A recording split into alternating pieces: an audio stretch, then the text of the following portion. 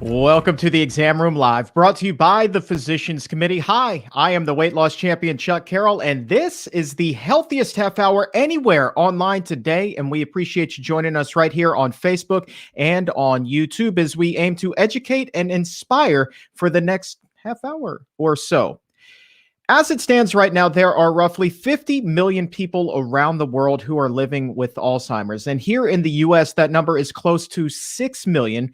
And as cases of obesity skyrocket and diabetes cases increase, we're also seeing a rapid increase in the number of people who have Alzheimer's disease. So is all of that connected? How much of a role do diet and lifestyle play in this disease versus genetics? Well, my guests on the program today are two experts who know all about this, and they have a fantastic new book out called The 30-Day Alzheimer's Solution that dives into the latest scientific research on just that will offer hope to the millions living around the world with Alzheimer's and their loved ones. So with that, let's welcome Doctors Dean and Ayesha Sherzai to the Exam Room Live. Thank you both so very much for joining us, and congratulations on the release of this fantastic book. Thank you so much, Chuck, for having us. We're very excited to be here. I'm really excited. And I was telling you right before we got started, I mean, if you can just look at the cake on the cover of this book, and if that's part of the Alzheimer's Solution, I think that you have just made the day of literally everybody who is watching right now.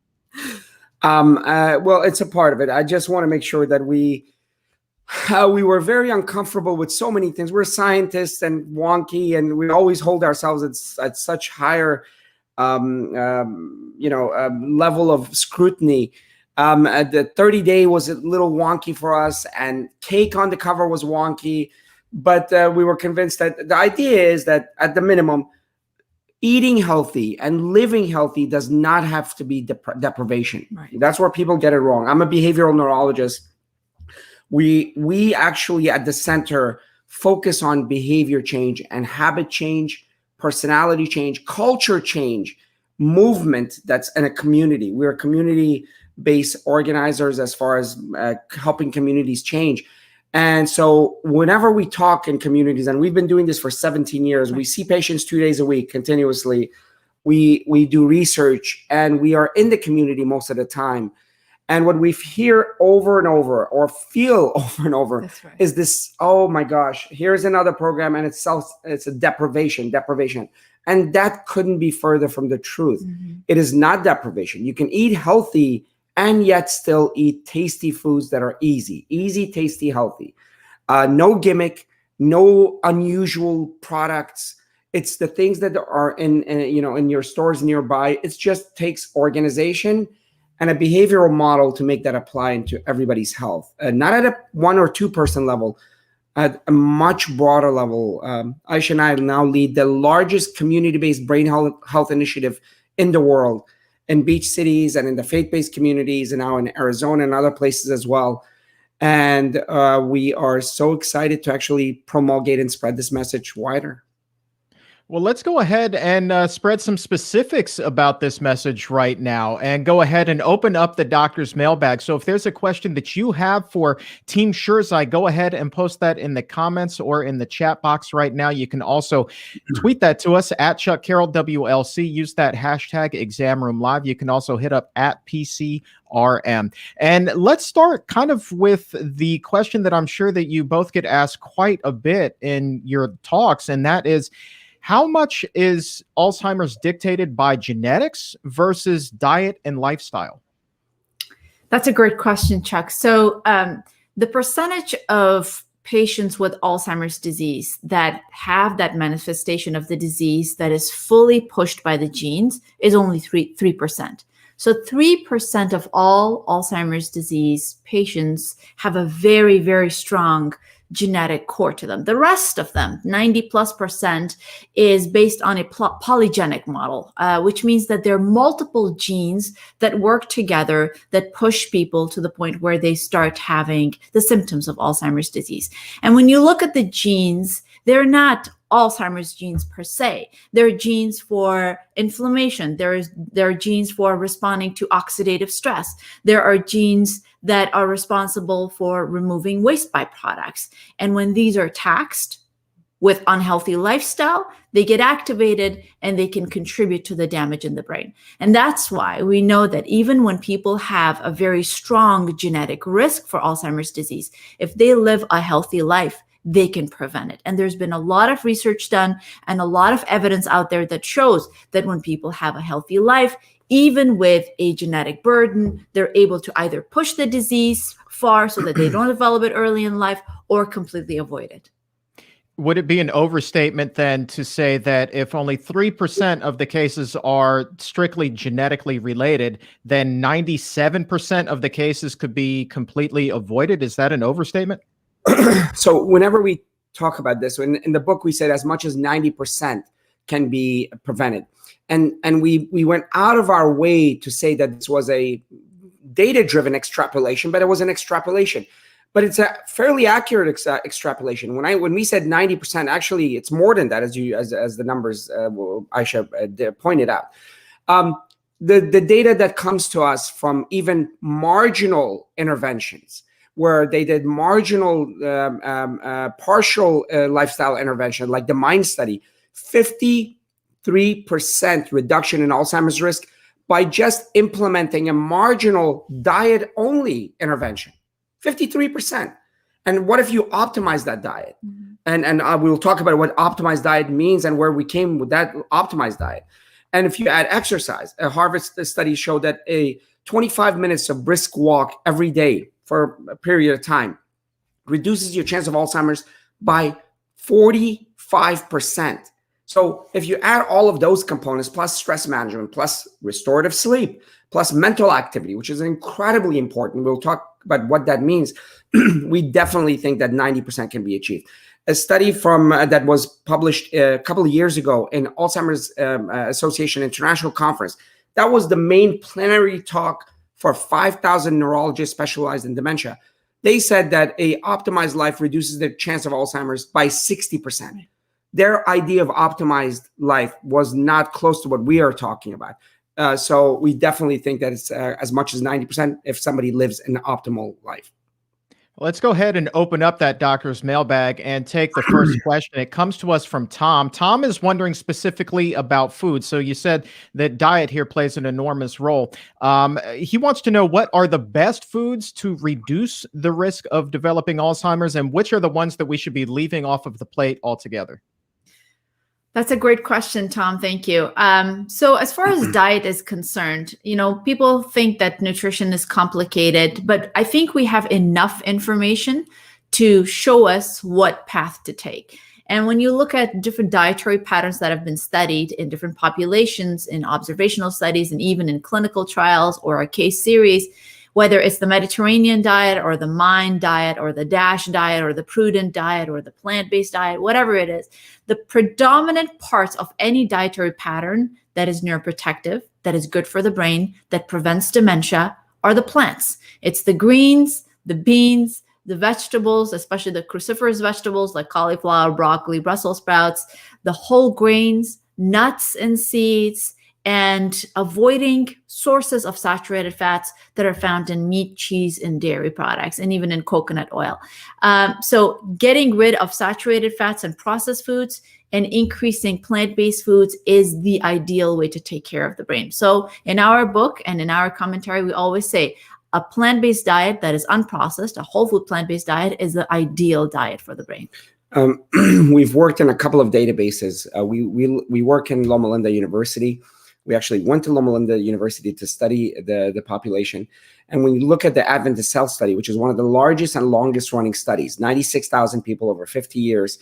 And we looked at cognitive tests, specific cognitive tests, and the dietary types. Again, the more plant-based, we delineated into vegan, healthy vegan, vegetarian, pescatarian, and omnivore. Again, the plant-based, the more plant-based, the healthier the brain. When Ayesha did work, and we were both on it, but she was the main author. She won the Youngest Researcher Award from American Heart Association in Mediterranean diet and stroke risk. Mm-hmm. By the way, stroke is a marker of not just that disease, of all vascular disease in the brain. And what was the healthiest diet? It was Mediterranean, yes, by far, 44% reduction of stroke. But what is Mediterranean? As Ayesha always says, what is it? Is it the, cheese, wine, Nope. gondola? No.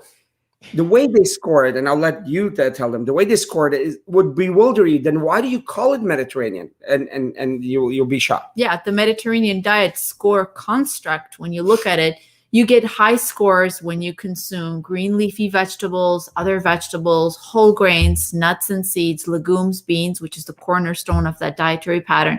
And you get a negative score when you consume meat, cheese, or sources of saturated fats. So again, the things that stand out in any dietary patterns are plants. And the more we eat them, the lower our risk of cognitive impairment, dementia, and stroke are.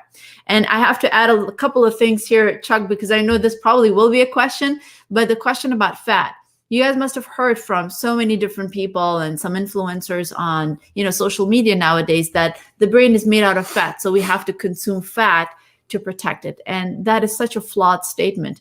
It's true, the brain has a lot of fat, but the kind of fat that is in the brain is structural fat, which means that the different layers of the neurons, the coverings of the cells, or the extensions of the neurons in the brain cells, they're covered with fat.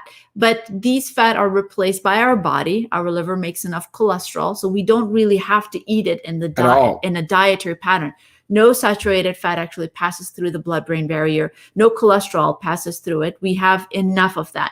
The only type of fat that the brain uses on a regular basis are omega-3 fatty acids. And we can get it easily from a plant-based diet if we increase our alpha-linoleic sources like chia seeds and flax seeds, or hemp seeds, or walnuts, or kale. So we get a wholesome, high nutrient, dense food products and vitamins and micronutrients from a whole food plant-based diet.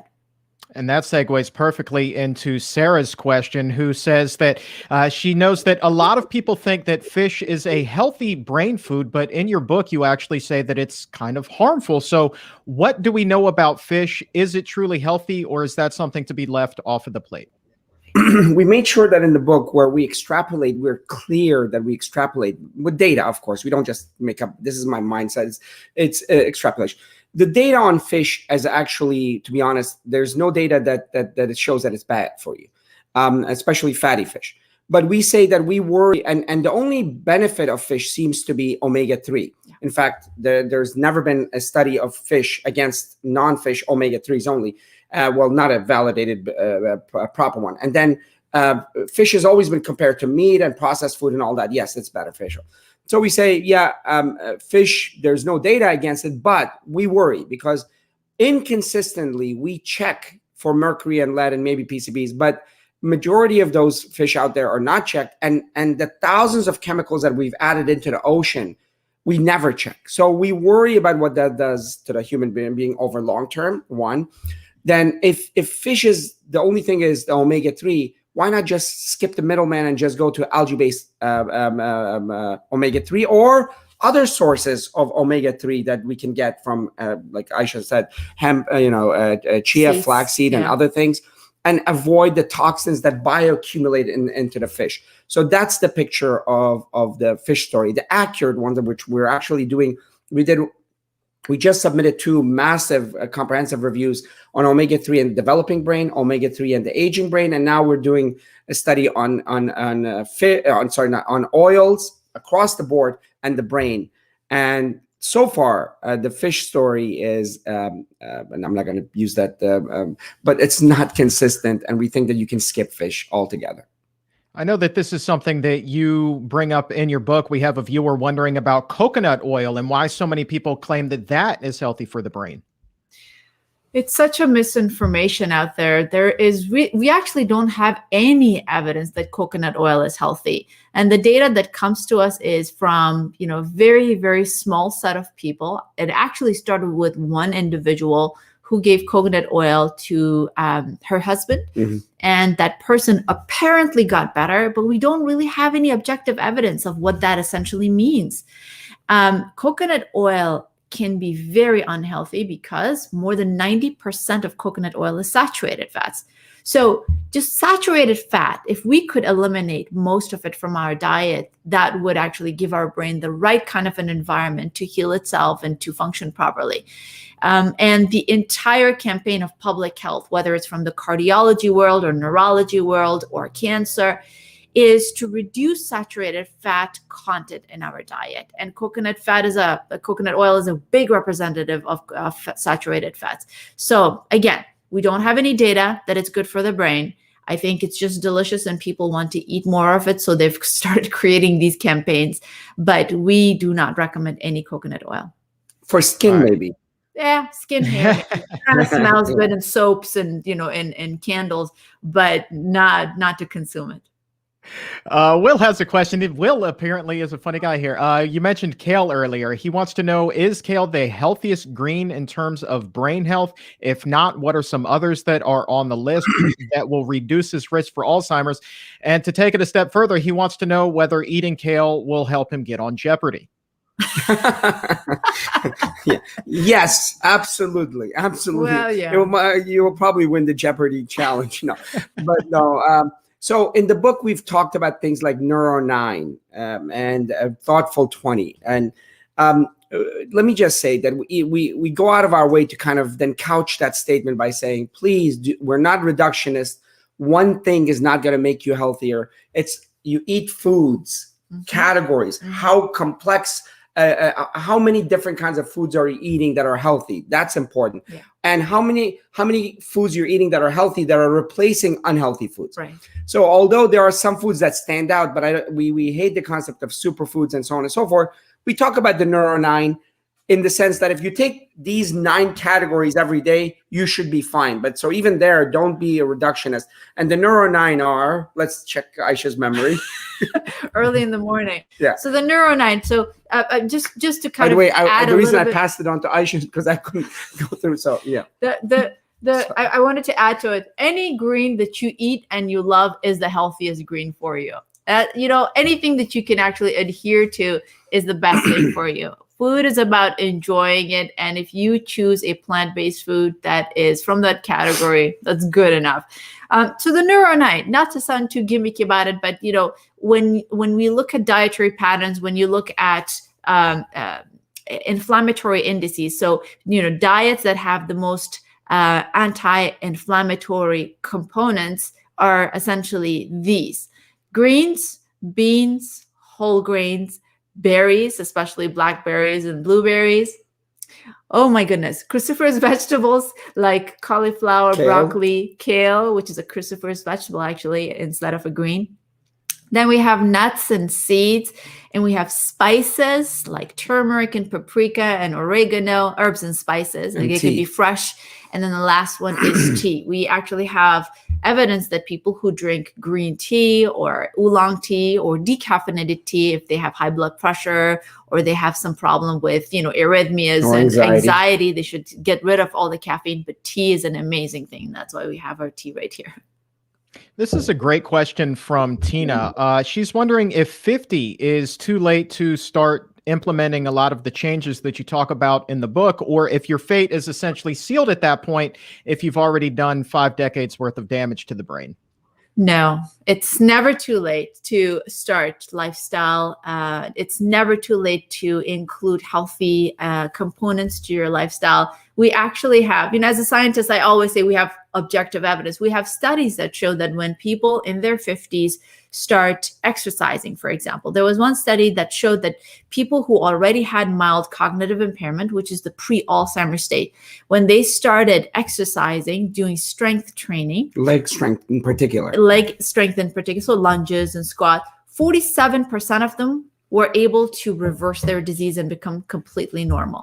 We have studies from the London taxi driver study where in their 50s, when they started learning and really challenging their minds, their brain actually grew bigger. We have studies that show that when people change their dietary patterns, they're able to reverse their high blood pressure, reverse their cholesterol levels, reverse their diabetes. And these are all markers for dementia and stroke. So no, it's never too late. there is a point of no return. And this is important for us because there are people making claims, even in our plant-based world, that they can reverse Alzheimer's, fulminant Alzheimer's. And that's unethical. I know that if somebody makes that claim, they're going to sell millions of books, but that's not right. That's unethical. Once the full ravages of Alzheimer's has settled in, you may be able to slow it down with comprehensive lifestyle, but there's a plus or minus there. The amount of change in a situation where a person is already in the thralls of Alzheimer's is itself questionable for the amount of gain. But reversing it, no. But anything before, we're talking about even at the MCI stage, mild cognitive impairment stage, right before the disease fully manifests, absolutely, there's evidence that can be affected, influenced, and reversed. Well, let's say that somebody does have Alzheimer's. They have a loved one who they want to help with, but you were just talking about implementing these changes can be kind of a risky proposition if somebody's, pretty far along in the stages here. But Charlie does have a question. What is the best way to introduce these changes and healthier foods to someone who already does have dementia? Yeah. So it's always, for us, ethics, human ethics is about autonomy. There's a whole thing we can talk about that. So does the person want to make those kind of massive changes? If let's say they've never exercised, they've never eaten healthy and so on and so forth, would they have wanted that? Do they have the faculties at that point with full Alzheimer's to make that kind of decision? And is it up to us to make that massive change at a time where their life is, under attack? So that's an ethical issue. I've thought about that for years since all I see is dementia patients. It's a much longer conversation. Autonomy is important. It's even if the person is not able to say what they feel, what would they have made? What decision would they have made if they had their full faculties? So it's a very complex question. For the rest of us, absolutely, it's about small incremental behavior change. Diet changes don't work. New Year resolution exercise programs don't work. Small, measurable, attainable chunks of behavior change that you can check off, that you can see, creates a dopamine surge that becomes habit, that becomes character, that becomes in a family culture. So that's how we would start for everybody else. And Shelby has a question, wants to know what effect diabetes has on the progression of Alzheimer's disease. Immense. Diabetes has an incredible negative effect on the pathological changes that are seen in Alzheimer's disease. Uncontrolled diabetes. Uncontrolled diabetes, yes. But even pre-diabetes and people who have insulin resistance actually have poor cognitive state. We did a research on that a couple of years ago, and it's been published on PubMed. And we, in a large population, the NHANES population, we wanted to see what was the association of insulin resistance and cognitive state. And when people had insulin resistance, they had lower cognitive state. And it makes sense. When there is insulin resistance in the body, and peripheral insulin resistance actually translates into central peripheral resistance. And glucose is the preferred fuel for every brain cell. And if our brain cells are not able to use that fuel because of internal damage, because of the pathological changes, abnormal proteins, internalization of insulin receptors, the brain cells actually just starve. So we're still doing a lot of research to understand how it manifests, but we know from large databases and from other lines of studies that when people have unmanaged diabetes or pre-diabetes, that can really affect their memories, their processing speed, their judgment, and brain health in general. Well, here's an interesting question from Anna. We were talking a little bit about exercise earlier, and she's wondering how high-intensity exercise compares to more moderate exercise in terms of reducing Alzheimer's risk. It's better. I mean, high-intensity exercise is better. There was a time when we didn't have a good understanding of the nuance of exercise and its effect in the brain, but we do now. People who engage in intense activities actually have better outcomes as far as disease is concerned compared to those who have moderate. But I don't want to actually put down moderate exercise either. We have, evidence from the Framingham Heart Study that showed that when people engage in a 20-minute brisk walk, just 20 minutes of brisk walk or 25 minutes of brisk walk in the morning, they were able to reduce their risk of Alzheimer's disease by 45%. That's huge. And we don't know of any medicine that does that. So what we say is do whatever you can, do whatever you enjoy. Moderate exercise is great. If you can do high intensity exercise, that's even better. One little nuance to that. We worry a little bit about brain trauma. That's right. And I don't mean just hitting your head. High impact. High impact. Boxing, martial arts where, choking and all of that stuff. It's not inconsequential. Let's be honest. I mean, a lot of times people want to say things that are politically correct, and it is consequential. But this brain, we have this solid, this is a heavy one. This is not, the real brain is a lot lighter than this, 3 pounds, and a lot softer than this. It's almost like a hard jello. And it's in a bony skull. It's bony ridges, especially the temporal lobe with the memory centers. Right in front of it, there are bony ridges. And what the fluid that the brain is in is not a viscous fluid. It's actually it's watery like. So even, things like for soccer players who head the ball a lot, there's evidence that over time there's some concussive changes. But other activities that deal with a lot of jarring in the brain, we worry about. Now the data is coming to us. The data is not fully vetted, but mechanistically it makes sense. And then extrapolation from other sports that now are creeping in as far as the data shows sense, makes sense. So we love long-term, low impact, but high intensity exercises. Now, exercise, there are 3 components. Aerobic is extremely important for getting the blood moving to the more than 400 miles of vasculature in the brain. This is the most vascular organ. The second thing is leg strength. All strengthening exercise is important because of its effect on BDNF and all of that. But leg strength seems to be exponentially beneficial. And by that, I don't mean weight bearing, but even simple squats and things and stairs and biking and things of that nature that are low impact on the knees. So be aware of that. But leg strength seems to be important, not just for the brain, but even later on in life. The number one reason people end up in the hospital later in life is falls. And leg strength seems to have a very positive effect on that. And third, create a life around your work and your home where you're less sedentary. Yeah. So you're moving more, you're standing more, you're stretching more.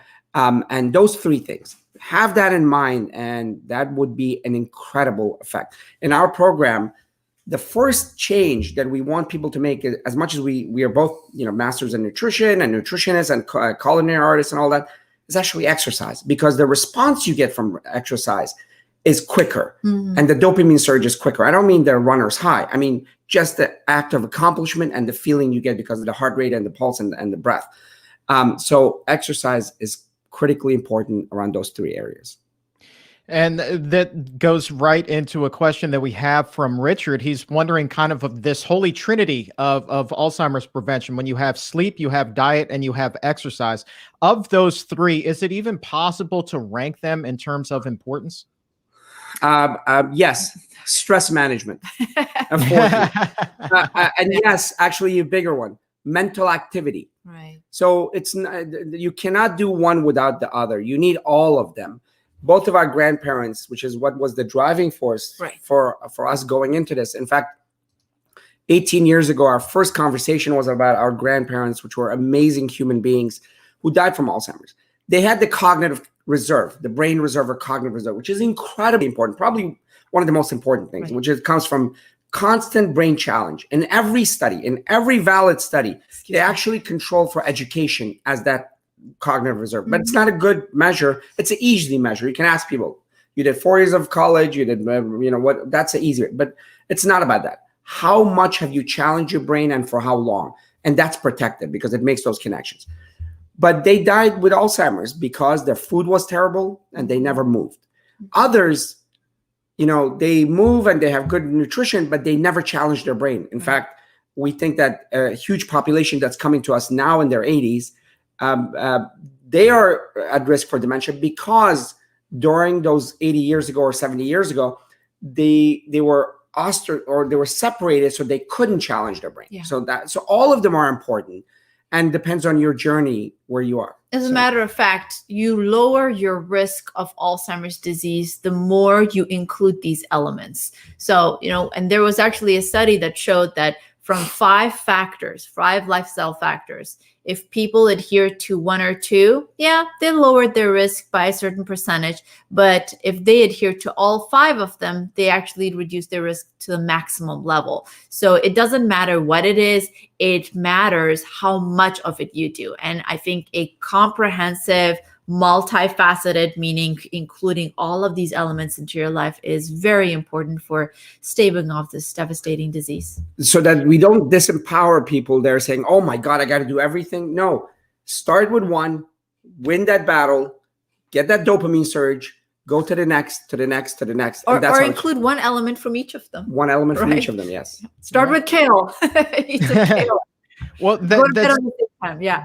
It's good that you bring that up, because we do have a couple of people who are watching right now who are wondering about if they can't exercise because they have a disability. We have one person in particular who says that they are in a wheelchair, and what can they do? Is eating a clean diet good enough? What are some other recommendations that you might have for them?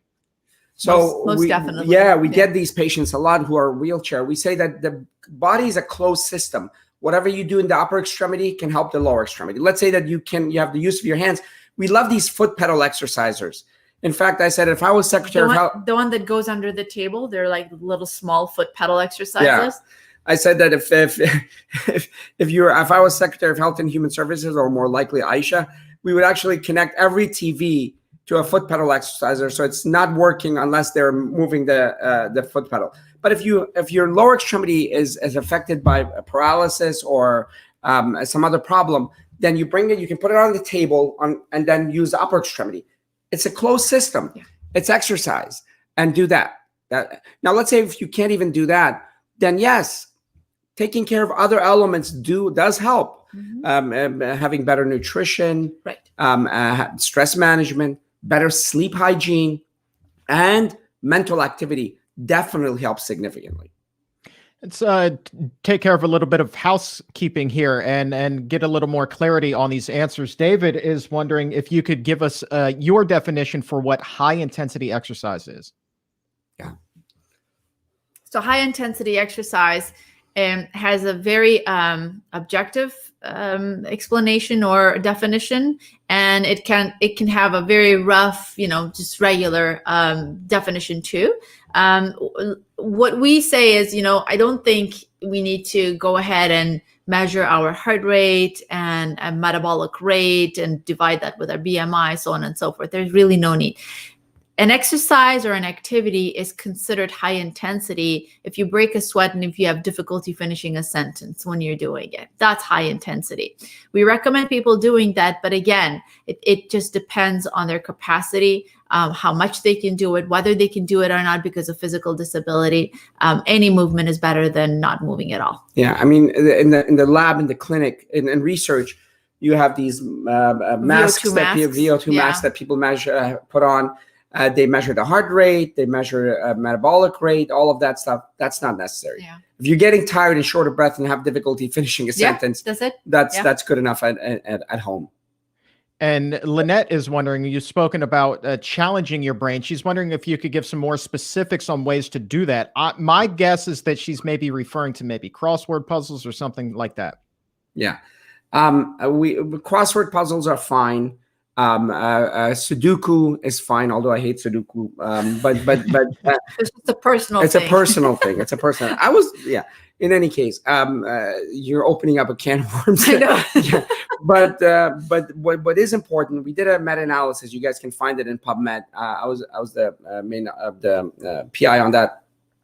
Cognitive activity and cognitive games and mental health in MCI patients. These are people who are pre-dementia. So we gathered all the data from all the other scientists and did an analysis.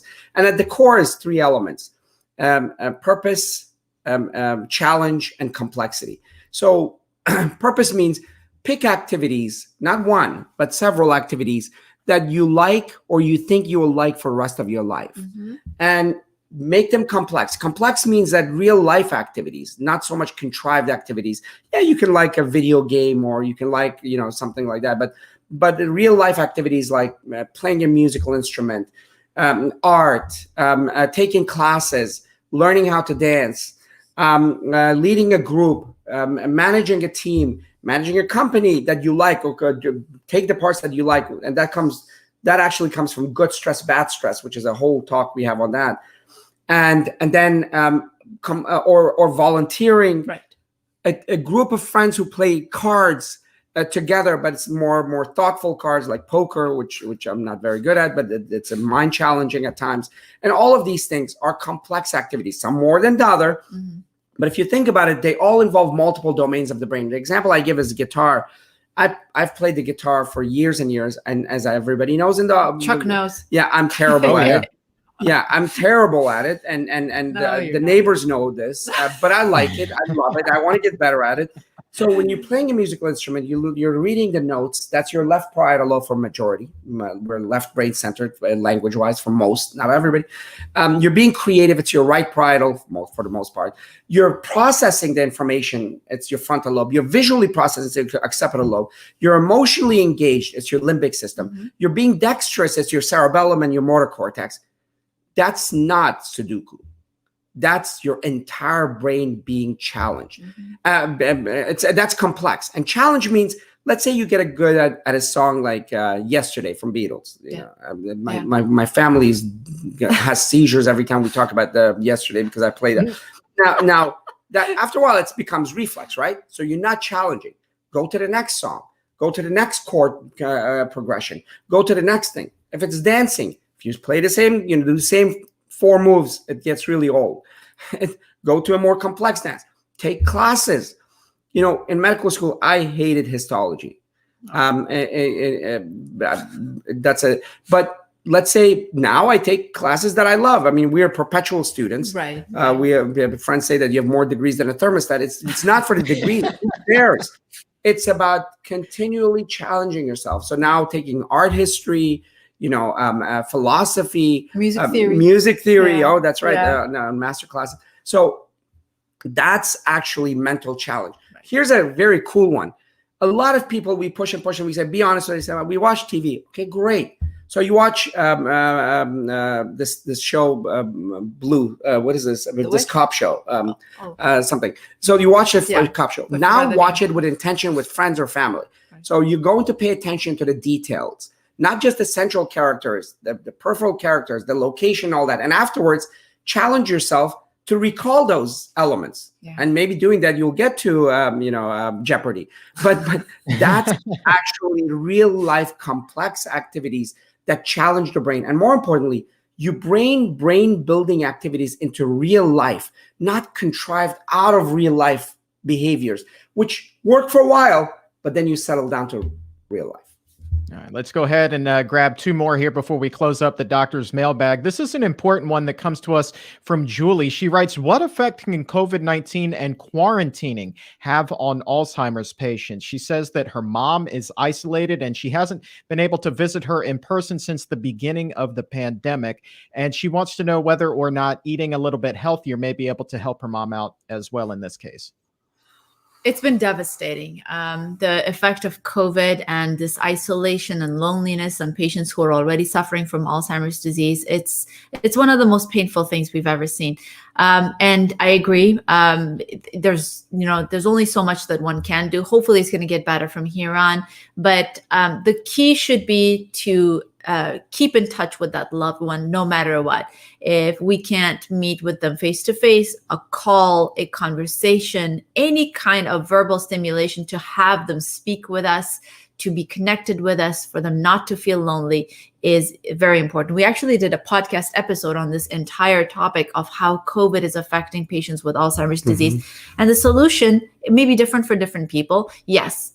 Emphasis more on the things that we have control over, whether it's nutrition, exercise or movement, or keeping one's mind active with some activities. But the most important thing is pick up a phone and call the loved one, or arrange for a meeting from a distance, anything that would actually stimulate them to have a conversation. For a lot of Alzheimer's disease patients, their family members or familiar faces are the only islands of consciousness that they are linked to. And they relate everything else in their life as a reference to the people they know, the faces they recognize, and the stories that they remember. So keeping those alive, keeping those moving by reconnecting them, by reminding them of the stories or reminding them of the faces is important. And we have a lot of people wondering, as we kind of get to the finish line here, wondering about spices. Specifically, they want to know your thoughts on sage and saffron. What do you guys think about those? Spices in general are phenomenal because pound for pound, they have the most anti-inflammatory compounds in them. And we have studies showing that people who consume more spices actually do very well cognitively. I'm not going to get into very specifics. I mean, whether it's sage or saffron or rosemary or thyme, we have some small studies that show that they're very good. The one that keeps coming back over and over again is turmeric. Dean and I have actually done research on that. We were the principal investigators of a study in Cedars-Sinai where we gave people curcumin, which is a component of turmeric, in high doses, and it bound to the amyloid beta protein, which is the bad protein associated with Alzheimer's disease. And we could see it in their retina, the retina being an extension of the brain. And what it does is, apparently, turmeric, or curcumin specifically, has a capacity to decrease the load of beta amyloid in the brain. We're actually studying more about it. We're learning more about it, but that's the effect of spice on the brain. Mm-hmm. So yes, sage is great. Saffron is phenomenal. If you can add spices to your foods, to your beverages, that would be amazing. And we end with this one really quickly. This is an important one. Everybody's going to be hanging on your answer for this. A question from Sarah. She writes, a friend of mine told me that chocolate is good for the brain. Is this true? Yes and no. So it's actually, well, the kind of chocolate people think it's not. No. Yeah, it's not the candy bars. No, yeah. It's the dark chocolate. The cocoa itself is definitely. There's plenty of evidence for cocoa being beneficial. So yes, add cocoa to everything. There is evidence for its benefits, be it anti-inflammatory, antioxidant, and pretty powerfully to be exact. So cocoa, absolutely. You can sweeten it with things like applesauce, bananas, berries, and in this book we actually date powder or pulverized date. We have a lot of great recipes that have cacao powder in them, and you don't really feel any deprivation of not eating a chocolate bar. But yeah, like Dean said, these are the energy bites with the cocoa nibs in there. But yes, so including cacao or cocoa powder without the saturated fats and without all the unhealthy fats is the way to go, because they have a lot of phenomenal ingredients that really fight inflammation in the brain. Dean is pulling up all the cacao recipes in the book. That list of sweeteners, it was not lost on me that you did not have white refined sugar on there. So I'm guessing that there's not a lot of that in the book. No, there's none. None of it. There's none. We want to make sure that we stay away from refined sugar as much as possible, because it's the source of inflammation and damage to the brain. Well, there you go. And what you should not stay away from is their new book, The 30-Day Alzheimer's Solution. It is phenomenal. And in the show description right now, you will find a link to pick up your copy at Amazon, or you can pop into your local bookstore and pick up a copy as well. Doctors Dean and Ayesha Sherzai, thank you both so very much. Congratulations on the release of the book. It is absolutely phenomenal. And I cannot thank you enough for taking some time to hang out with us here on the exam room today. I just want to add something. When people purchase the book, all the funds and the profits go to the Healthy Minds Initiative, which is a non-for-profit. And the sole purpose of the Healthy Minds Initiative is to start conversations about healthy minds in different communities and train individuals to become brain health ambassadors in their own community. So when you purchase this book, you're actually supporting the Healthy Minds Initiative, and we're grateful to you for that. And I want to end with a very important neurological concept we believe in strongly. Chuck, we love you and your journey and everything you've done. We love you, Chuck. Thank you so much for everything you're doing. Thank you both so very much. You are true do-gooders in this world. You are welcome back on the show anytime. Thank you so much. Thank you. All right. Don't forget to pick up a copy of that book again at Amazon or your local retailer. Do some good in the world and do some good for your health as well. And if you would like to do some one-on-one work to take your health to the next level, whether it be to reduce your risk of Alzheimer's disease or any one of the chronic diseases out there that plague us here, not just in America, but around the world, schedule an appointment to visit one of our doctors or dietitians at the Barnard Medical Center. You can do that. Telemedicine visits are available right now. You see that web address on the bottom of your screen, barnardmedical.org, or you can call 202-527-7500 to schedule your appointment. Log on to that website, pick up the phone, make that call to get a full list of states where services are available. And yes, insurance is accepted. So get ready, my friend, to take your health to that next level. But for today, that is all the time that we have. I want to say thank you one more time to the incredible Team Sherzai, Doctors Dean and Ayesha Sherzai, just amazing human beings doing such good work in the world. And it was a true privilege to have them here on the show today. And I also want to say a big thank you to the crew behind the scenes that makes the magic happen. Thank you, guys. And to you, my exam roomies, thank you so very much for being here and raising your health IQ with us. And for everyone here at the Physicians Committee, I am the weight loss champion, Chuck Carroll. We'll talk to you again next time. But until then, stay safe, take a stand, and keep it plant-based.